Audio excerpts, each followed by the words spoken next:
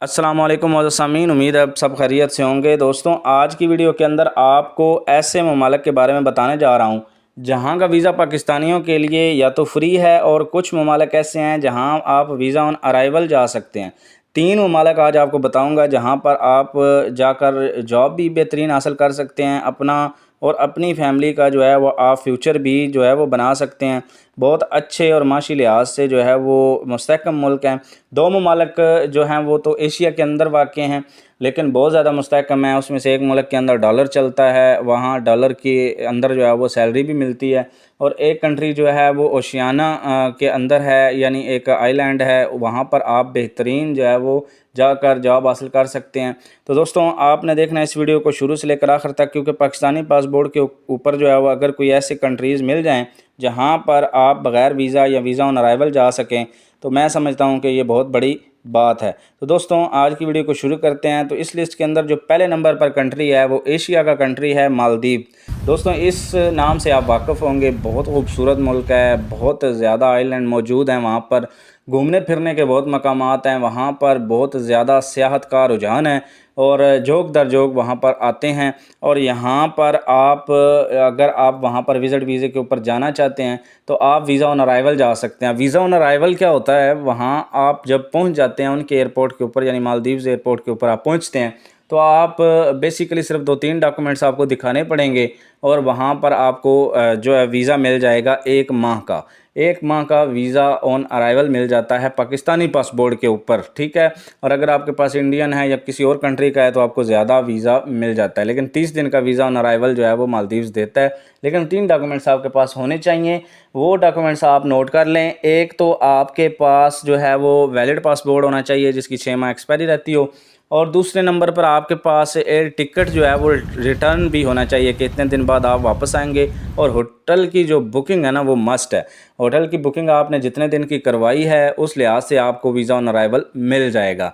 लेकिन यह है कि आप वहाँ पर जब जाते हैं, अगर आपका सिर्फ सैर व तफरीह का मूड है तो एक बेहतरीन मुल्क है। और अगर आप वहाँ पर काम करना चाहते हैं, अपनी सीवी साथ लेकर जाएं, या अगर आप बेहतरीन शेफ़ हैं वहाँ पर, जॉब जो है इस हवाले से थोड़ा आगाह कर देता हूँ कि शेफ़ की जॉब्स बहुत ज़्यादा वहाँ पर मौजूद होती हैं, क्योंकि होटलिंग का बहुत ज़्यादा रुझान है। एक सियाहत के लिहाज से बेहतरीन मुल्क जाना जाता है, तो यहाँ पर लोग जो है वो बहुत ज़्यादा आते हैं, और होटल्स का जो है वो वहाँ पर बिज़नेस भी बहुत ज़्यादा है।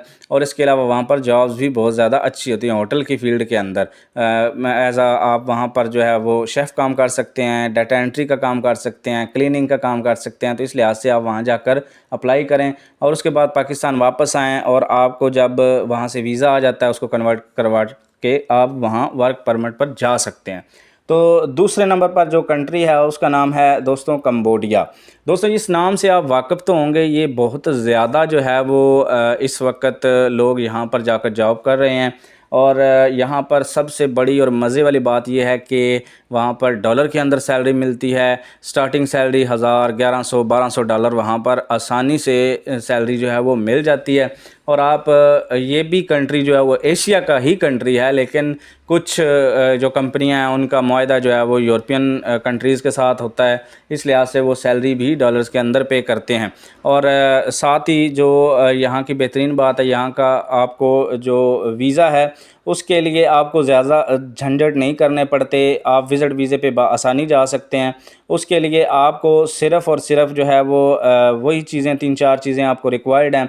आपके पास होटल की बुकिंग होनी चाहिए, और इसके अलावा आपके पास जो है वो आपके पास एयर टिकट होना चाहिए वापसी का, और इसके अलावा जो है आपके पास वैलिड पासपोर्ट होना चाहिए।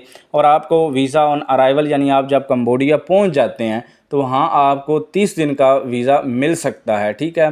ये बहुत ज़्यादा जो है वो आसानी से आप इन ममालिक में भी जा सकते हैं, और वहाँ जाकर आप सीवी जमा करवाएं, और वहाँ से जैसे ही आपको कोई वीज़ा मिलता है तो आपको वापस आना पड़ेगा, या जो है वापस आके आपको कन्वर्ट करवाना पड़ेगा, और फिर उसके बाद आप वर्क परमिट पे जा सकते हैं।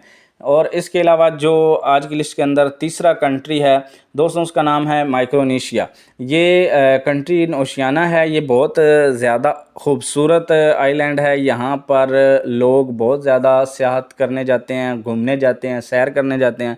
اور دوستوں آپ کو یہ سن کر خوشی ہوگی کہ یہاں کا ویزا فری ہے پاکستانیوں کے لیے، بہت آسانی سے آپ جا سکتے ہیں۔ ویزا فری سے مراد یہ ہے کہ صرف ٹکٹ کروانی ہے، ہوٹل کی بکنگ آپ کے پاس موجود ہونی چاہیے، اور اس کے علاوہ ایئر ٹکٹ آپ کے پاس ہونا چاہیے کہ اتنے دن آپ وہاں پر سٹے کر رہے ہیں، اور اس کے بعد آپ کیا ریٹرن ٹکٹ آپ کے پاس اگر موجود ہے تو آپ سمپلی یہاں سے ایئرپورٹ پہ جائیں اور وہاں سے آپ فلائی کر سکتے ہیں مائکرونیشیا کے لیے۔